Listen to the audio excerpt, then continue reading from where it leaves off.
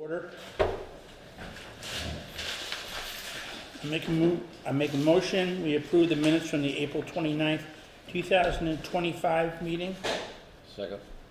So moved and seconded, any discussion? All those in favor? Aye.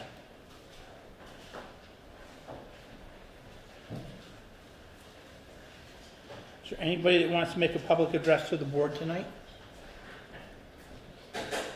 Okay. We'll move on to the fire ambulance reports then. Okay, as far as the fire ambulance report, we just received engine 2 back the other day. Had some work done on it from SWAC over in Stevenstown, New York.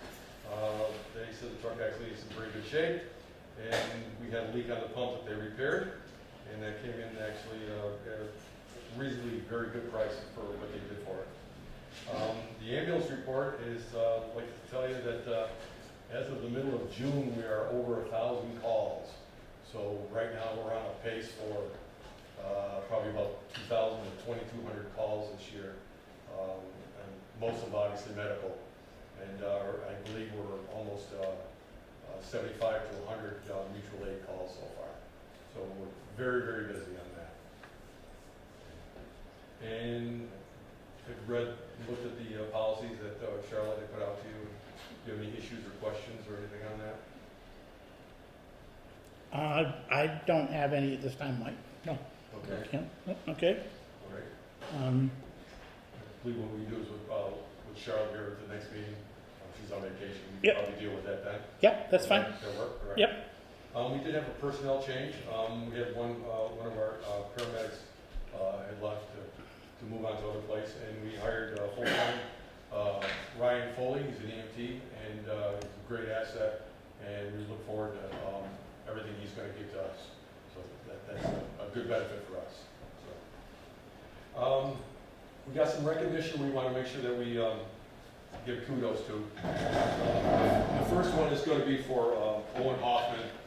He set up and coordinated the Operation Prom Night out of Wacona in conjunction with the Dalton Police, and along with the Drama Club, Sayers Auto Wrecking, and Deary Foley Funeral Home. It's a program that we've been doing pretty much every 4 years for the last, forever, for quite a few years. And we do that just to send a message to the kids to go out and have a good time, but behave, and just consequences, and just in case you don't behave. So, but it's a good message to send to the kids, and it went well. And we just want to say kudos to Owen Hoffman on that one. He spearheaded that. And so thank you to him. Our EMS crews have been getting quite a bit of praise lately. We're getting notes in the mail and letters of thanks and that sort of thing. Tyler Colby's been a standout lately. He's actually been working very hard on getting his paramedic, and that's a task to be awarded for someday. But he's working on that, and we're getting a lot of condolences, not condolences, but kudos. Let's use that word to say that we're doing a good job, and people are happy with the results we're bringing out there. And this last one here. On May 31st, we were dispatched to the sand pits behind High Street, Bridle Path Lane. If anybody remembers that, it was May 31st, and that weekend was extremely cold. It was in the 40s, and we had gotten like 2 or 3 inches of rain that last few days. We were dispatched to that area for a report, a couple of boys stuck in the mud. Upon arrival, we got there, and I had arrived on scene at the same time Car 3, Kenny Lincoln, and our police department did. And Kenny Lincoln, being familiar with the site through his private job, was able to open up that gate. He had the combination and got us in there right away, otherwise that would have been a 10 or 15 minute delay. But we got inside the gravel bed, and we got over to the far end of the gravel bed, and we found indeed 2 boys that were stuck above the knees, just below the waist, in some pretty thick concrete type quicksand. So as we got in there and started to realize what we had, our officers tried to make the wake in there, and they started to sink out of sight too. As we realized that going in there and just trying to take care of these boys and free them just wasn't going to work. So we call for more research or resources. We call for the Western Mass Tech Rescue team, and we had them mobilize, and they showed up very fast. But our two officers here that are here today, Officer Morais and Sergeant Duryea, these two guys did not hesitate. Even though that they had an opportunity to get stuck themselves, Officer Foley tied off one of the boys and so that he wouldn't sink anymore, and Sergeant Duryea realized that he had to spread his weight out, so he just laid right down in the mud and just went in after that boy and dug him out and was working on him while our crews were starting to arrive. They talked to these boys, they calmed them down, they did a great job of trying to get these kids focused on everything but what was happening. So after our crews got there, we decided that we needed to get plywood around these boys so that we could have like a footprint to take and base ourselves on so that we wouldn't sink out of sight. Tech Rescue got there, and when you mobilize the Tech Rescue, they start coming in anywhere from Greenfield, North Adams, Pittsfield, and of course we got a couple of former Dalton firefighters that are now part of that team too. So they were here and they were very fast and there right away. Action Ambulance was there, County Ambulance was there. We had a lot of help, and I believe that when people hear that there's kids involved, the heart rate goes up, the adrenaline kicks in, and just the focus of the job of getting these kids freed up is what we were working at. Our first kid that we were trying to free up, the officers were doing, basically just digging by hand like a dog would bury a bone in the sand. We were trying to do it with a shovel. You couldn't do it because you get too close to the kids. They dug by hand. They were tireless. They did a fantastic job in trying to pull them out of there so they can get them some relief was probably my biggest task. So these guys really do deserve some kudos. They really, really do. By the time we realized that what was going on there, we realized that the boys were in there already probably half an hour, 45 minutes before we were called. We got in there, realized we could only free up one boy at a time. Finally got one boy out, and that was after 45 minutes, figuring that he was already stuck in there for half an hour. So an hour and 15 minutes for the first boy. Then we started working on the second boy, got him out of there in another hour and 15 minutes. The mud was incredible. You scoop out one handful, 3 come in. So it was a case of surrounding drowns with personnel around these boys that basically just dug them out by hand. And these guys did not stop. They just went to work, and they did a fine job. But I just wanted to make sure that we recognize our police department, who answers all of our calls. They are first on scene when we do ambulance calls, fire scenes. They are eyes and ears when we get there. And I just think that these two guys right here, along with the entire police department, need to be recognized. And I thank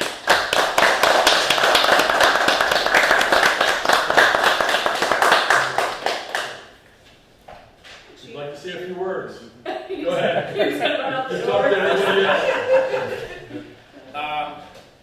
No, I mean, you covered everything great. It was 100% team effort. Everybody showed up. We, transitioned out. You had him under control with the rope. That would be great. Yep. You wanted to harness, so we were able to do that. It was just perfect team effort. Thank you. Thank you. Thank you. You're good? Yeah. I'm all set. Thank you. Chris, Charlotte didn't, she didn't give you the award she made up? She did not. We do have certificates suitable for framing. And, but I was not left though, so we will get those to you. Okay? Okay. Thank you. We don't, Bob's not here, we just, Yeah, are you gonna read it? I mean, you can, if you wanna. The water superintendent couldn't be here tonight, so I just go over the list of what he's got. They've completed flushing the hydrants in town except for Orchard Road. We'll finish those hydrants after the Orchard Road project is completed. They've been working with the Orchard Road contractor, ensuring that the curb boxes and gate boxes are all brought up to the surface and are accessible. They received calls for the sounding of running water and excessive condensation on the pipes in the basement of Weston Pond condos. We found that the curb box rotted and broke.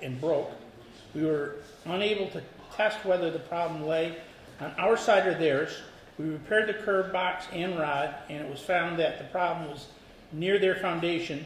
They coordinated with Berkshire Rooter, who came in and repaired the line and restored their service. They repaired the curb box at 235 North Street.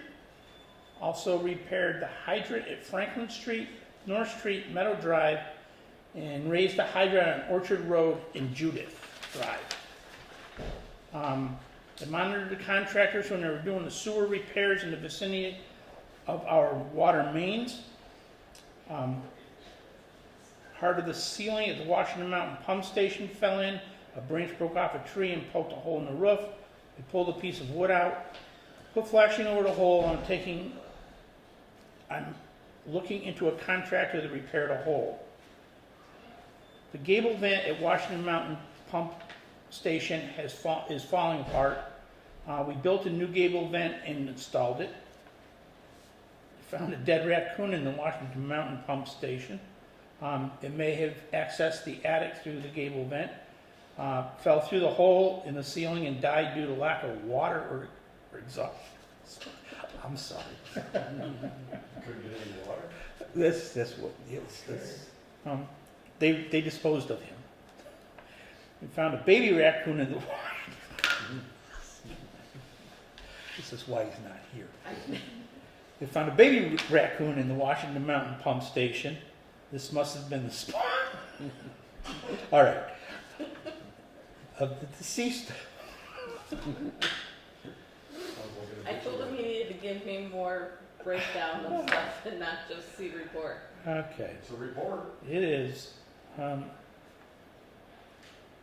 He believes it's gonna make a full With recovery. recovery, and at last report, Scooter is doing well. The CCR report has been published online, copies delivered to sites in the town for pickup by residents. A mailer has been sent out to all addresses in Dalton, and the CCR certification has been sent to its proper authorities. We've been working with Worthington compiling data for the rate study. I think we should set some time apart to discuss water rate increases to support proactive approaches to the water system maintenance. We've drawn and sent out samples for the EPA's 5th unregulated contaminant monitoring rule for POFAs.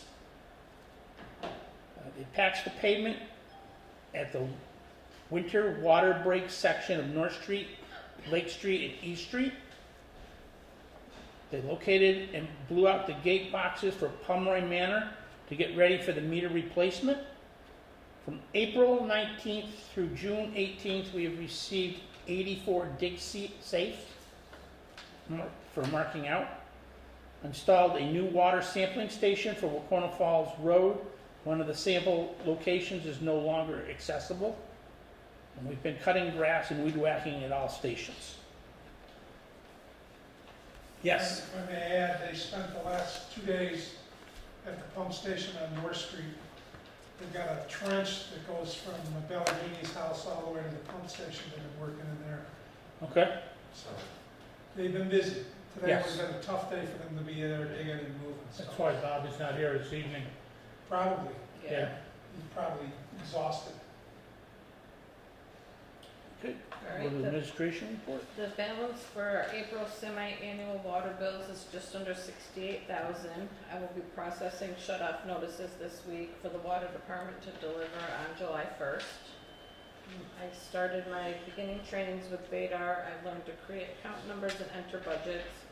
I have the complete FY26 budget all entered in Vadar and ready to go for July 1st. I have another Zoom training Thursday with them to learn how to enter accounts payable bills and create checks. I think purchasing this accounting software was a great investment and will be a huge improvement in our accounting process.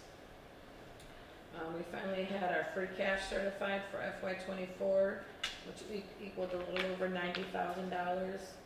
FY25 free cash will be completed by Lori from my Vadar consultant, so I am hoping to have it completed by September. All of the final financial paperwork for the DFS grants has been completed. Now we are just waiting for reimbursement on them. And I also have been in contact with Representative Lee Davis and her legislature aide to get the process moving regarding the citizens petition that was passed at the annual meeting to change the Board of Water Commissioners from 3 to 5. I'm waiting to hear back from them on what needs to be done next. Good. And the only other thing we got to report tonight is I met yesterday with Donovan, Okay. O'Connor and Dovich. We're looking at possibly moving to a new legal firm. So I met with them to see what their possibilities are of doing it and what kind of experience they have. They've got 3 different fire districts already, plus a couple of housing authorities and other small areas. They have all the law. They have litigation lawyers. They have municipal lawyers. They have governmental lawyers.